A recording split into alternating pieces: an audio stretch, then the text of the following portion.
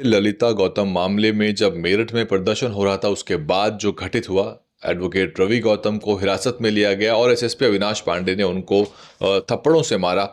ये पूरा मामला तूल पकड़ चुका है और एक राष्ट्रीय प्रश्न बन गया है। यहाँ तक कि जब नेशनल मीडिया इस पे शाम को डिबेट कर ले, समझ लीजिए कि मुद्दा वाकई में गर्मा गया है और बड़ा मुद्दा बन गया है। लेकिन चिंता की बात जो ये है, जो हम डिस्कस करने वाले हैं, वो ये कि इसको लेकर बीएसपी और चंद्रशेखर आजाद आमने सामने आ गए हैं। यहां तक कि बहन मायावती को उन्होंने सीधा सवाल भी किया है। असल में बहन मायावती ने इस मामले में सुबह प्रेस कॉन्फ्रेंस की और चंद्रशेखर आजाद पहले से ही ऐलान कर चुके थे कि वो मेरठ पहुंच रहे हैं। और मेरठ के मामले में यूं तो ये मामला इसमें एफआईआर हो चुकी है, कुछ गिरफ्तारियां हुई हैं।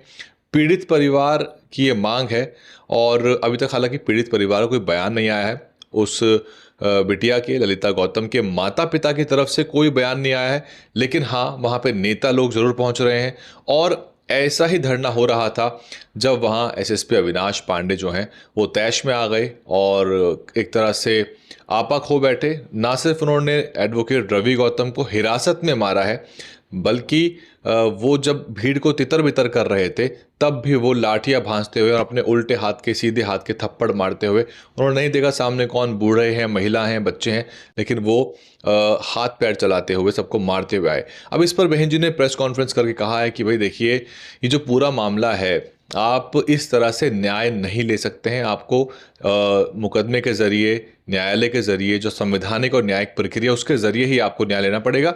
नहीं तो समाज के युवाओं के ऊपर मुकदमे होंगे और पीड़ित परिवार जो होगा वो भी निशाने पर आएगा। और बहन जी ने कहा कि कुछ संगठनों के नेता जो हैं वो अपना एक तरह से राजनीतिक रोटियां सेकने आ जाते हैं और फिर मगरमच्छ के आंसू बहाते हैं। तो इशारा तो बहन जी का सीधे तौर पे चंद्रशेखर की तरफ ही था, लेकिन चंद्रशेखर ने इसको रिसीव भी कर लिया और रिस्पॉन्ड भी कर दिया। चंद्रशेखर आज़ाद ने मेरठ में ही, हालांकि पुलिस ने उनको काफ़ी रोका, धक्का मुक्की हुई और उनकी रील्स वायरल हुई, जैसा कि वो चाहते भी हैं कि हो, और कंटेंट मिला, फुटेज मिली उनको और वो वहाँ गए। अब सवाल ये पैदा होता है कि जो मामला पहले न्यायाधीन है और उस मामले में क्या आपके हाथ पैर मारने से, धरना प्रदर्शन करने से वाकई में कुछ न्याय मिल सकता है? या तो ये धरने प्रदर्शन इतने मैसिव हों, इतना बड़ा जन सैलाब और जनसमूह निकल के आए कि सरकार को विवश होना पड़े। जिस तरह से आपने देखा किसान आंदोलनों में बड़ी संख्या में लोग निकल के आए थे। लेकिन इसमें चंद्रशेखर आज़ाद ने कहा है कि ठीक है, अगर मगरमच्छ के आंसू बहाते हैं तो आप मगरमच्छ के आंसू बहाने ही आइए। और बाद में पत्रकारों के संबोधन करते हुए चंद्रशेखर आज़ाद ने, आप देखेंगे कि तब भी इस सवाल को जब पत्रकारों ने पूछा, उन्होंने रिस्पॉन्ड किया है। वो कहते हैं कि और बहन जी का सम्मान करते हैं, लेकिन अब सीधी मुखालफत हो रही है। वो सीधा खुल के आ रहे हैं और अब वो बीएसपी के तरीकों को, बहन मायावती की जो राजनीति है उसके ऊपर भी सीधे सवालिया निशान लगा रहे हैं। और दोनों ही तरह के जो पॉलिटिक्स है वो बिल्कुल डिफरेंट है। एक तरफ बीएसपी है जो कि एक सतत प्रक्रिया से एक राजनीतिक सामाजिक बदलाव की, आंदोलन की कोशिश कर रही है, जो कि मान्यवर साहब का भी तरीका था। और हालांकि मान्यवर साहब खुद बैलेट और बुलेट की बात करते थे, लेकिन वो एक सांकेतिक बात थी, वो आपके अंदर एक चेतना जगाने का प्रयास था। हालांकि मान्यवर कांशीराम साहब ने भी खुद एक दो प्रदर्शन ऐसे किए जिसमें लोग चोटिल हो गए, वो खुद भी चोटिल हुए और पुलिस के साथ भीड़ भाड़ में मैन हैंडलिंग हुई। आईटीओ का जो प्रदर्शन रहा उसमें आप देखेंगे, पुरानी फुटेज आपको मिल जाएंगी। उसके बाद माननीय कांशीराम साहब ने कभी बहुत बड़े इस तरह के आंदोलन नहीं किए।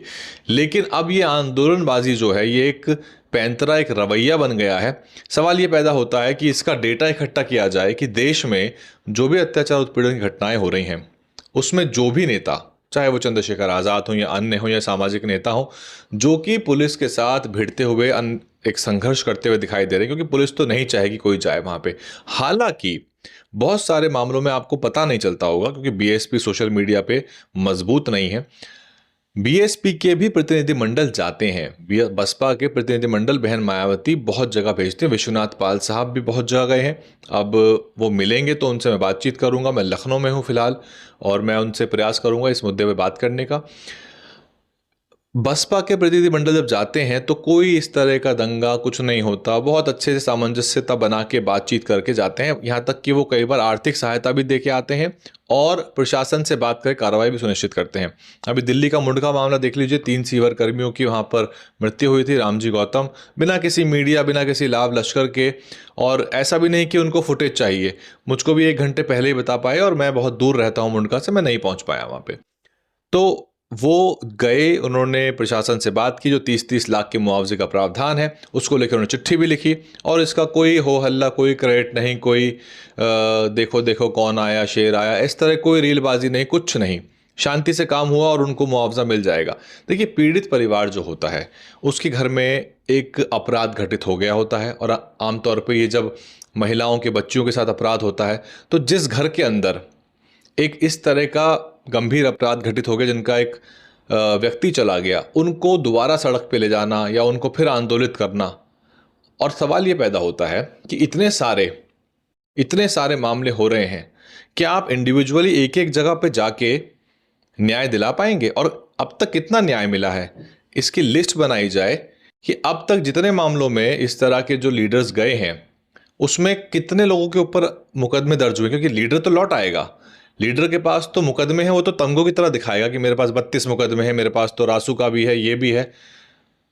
लेकिन जो आम युवा है, जो समर्थक है, जो कार्यकर्ता है, जो अपनी रोजी रोटी चला रहा है मजदूरी दिहाड़ी करके, छोटा मोटा व्यापार करके, जब उस पर मुकदमा लिख दिया जाएगा तो उसकी ज़िंदगी तो बिल्कुल बर्बाद हो जाएगी।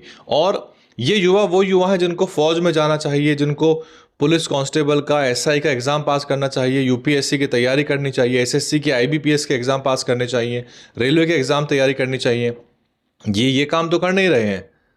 बाबा साहब ने शिक्षित बनो सबसे पहले कहा था ना, शिक्षित बनो, संघर्ष करो। और वो इसमें जो शिक्षा है वो बहुत महत्वपूर्ण है, और आपको एग्ज़ाम पास करके ही नौकरियां मिलेंगी अल्टीमेटली। तो आपके ऊपर जब मुकदमे लिख जाएंगे तो इसमें से कितने युवा ऐसे होंगे जो तैयारी कर रहे होंगे, मुकदमा लिख गया, आपकी सारी संभावनाएं करियर की समाप्त हो जाती हैं। तो एक फहरिस्त इस बात की तैयार की जाए कि जहां जहां पर इस तरह के बड़े प्रदर्शन हो रहे हैं, नेताओं को तो फुटेज मिल गई, लेकिन सवाल ये पैदा होता है कि वहां पर कितने लोगों पे एफआईआर। कई मामले मेरे संज्ञान में भी हैं जहां पर एफआईआर, अभी ललितपुर का मामला देख लीजिए, 26 लोगों पे एफआईआर हो गई। तो ऐसे करके एक एक जिले के, एक एक इलाकों के 100-100, 200-200 युवाओं के ऊपर, जो सक्रिय युवा हैं, जो सामाजिक रूप से, राजनीतिक रूप से काम कर सकते थे, जो अपना करियर भी बना सकते थे, उनके ऊपर एफआईआर हो गई, वो मुकदमों में फंसे रहेंगे। नेता के पास तो सारा लाभ लश्कर होता है, नेता का बजट रोज 25 से 50 हजार रुपए का होता है, वो अपनी टीम लेके जाता है, उसके ऊपर 100 मुकदमे लग जाएं, वो सारी कोर्ट में पेशी कर लेगा, अपने हर जगह वकील कर लेगा। क्या आपके पास हैं इतने पैसे कि आप अपनी गाड़ियों में तेल भरवा के, या आप टिकट खरीद के रोडवेज बसों का, ट्रेनों का, आप न्यायालयों के चक्कर काटते रहेंगे? ये कई जगह हुआ, पिलखुआ में, गालंद गांव, वहां मुकदमे लिखे हुए हैं, वहां भी एक नेता गए थे। तो ये जो ट्रेंड है, जो नेता बनने की जो ये चाह है, इसमें युवाओं के भविष्य निसंदेह खराब हो रहे हैं। और ये राजनीति जो है, ये एक लॉन्ग टर्म के लिए सब्सटैंशियल राजनीति का तरीका नहीं हो पाएगा। लेकिन सवाल ये पैदा होता है कि इससे समाज तो बट गया, समाज बट गया। और एक तरह से आप गांव के प्रधानी के चुनाव में देखते होंगे, जब एससी आरक्षित सीट आती है तो जो ताकतें कंट्रोल करती हैं गांव को, वो एक ही परिवार के या एक ही जाति के 2 लोगों को आमने सामने खड़ा करवा देती हैं, और तीसरा अपना एक एक जिसे कहते हैं पपेट, अपना एक कठपुतली खड़ा करके उसको जितवा लेती हैं। यही राजनीति के अंदर हो रहा है कि लड़ाई तो किससे करनी थी, मामला क्या था, मामला क्या था। और बसपा की भी जो आदर्शवाद की राजनीति है वो भी युवाओं से कनेक्ट नहीं करती है। इतना आसान नहीं है, क्योंकि अविनाश पांडे जो एसएसपी हैं, उनके व्यवहार को लेकर टिप्पणी बहुत ज़रूरी थी। साथ ही पूरे घटनाक्रम में जो ललिता गौतम हत्याकांड है उसमें क्या न्याय मिलना चाहिए और क्या कसर रह गई है, उस पर टिप्पणियाँ बहुत महत्वपूर्ण थी। लेकिन ये मामला जो है आपसी लड़ाई का बन गया, और आमने सामने इसमें बहन मायावती और चंद्रशेखर नजर आए। पूरे घटनाक्रम पे आपको क्या कुछ सोचना है? सारी तस्वीरें आपने देखी हैं, ये तरीका भी आपने देखा है, और मैं आ रहा हूँ न्याय दिलवाने। कितना न्याय अब तक मिला है, इसका भी कोई रिसर्च करके बताए कि कितने जगहों पे ये न्याय मिल गया? क्योंकि फॉलोअप तो कोई करता नहीं है, कोई वकीलों की फौज तो है नहीं। इंद्र मेघवाल केस में कन्विक्शन हुआ या नहीं, किसी को नहीं पता। और ये बहुत महत्वपूर्ण है, क्योंकि आप तो चले आएंगे, बाद में पीछे क्या हो रहा है आपको नहीं पता। वहाँ पे आपने आंदोलित कर दिया, उद्वेलित कर दिया, आपने ललकार दिया, हुंकार भर दी, सब कुछ कर दिया, परिवार तो वही है, लोग तो वही हैं, आप चले जाएंगे उसके बाद प्रशासन से, पुलिस से और पूरी जातीय व्यवस्था से उन लोगों को अकेले निपटना है। और अगर वो लोग इतने ही मजबूत होते जितना कि आप हैं आज की तारीख में, तो वो लोग पहले ही इस अन्याय का बदला ले चुके होते, लड़ाई कर चुके होते। यही बड़ा सवाल है कि क्या इस तरह से वाकई में न्याय मिल जाता है? और ऐसे इंडिविजुअली न्याय दिला के कहाँ कहाँ तक जाओगे? फिर सत्ता परिवर्तन, व्यवस्था परिवर्तन की जो बात है, जो संघर्ष की बात है, जो मान्यवर काशीराम साहब की बात है, वो बात कहाँ चली गई? ये सब सवाल हैं, इसको लेके हम लोगों से भी चर्चा करेंगे।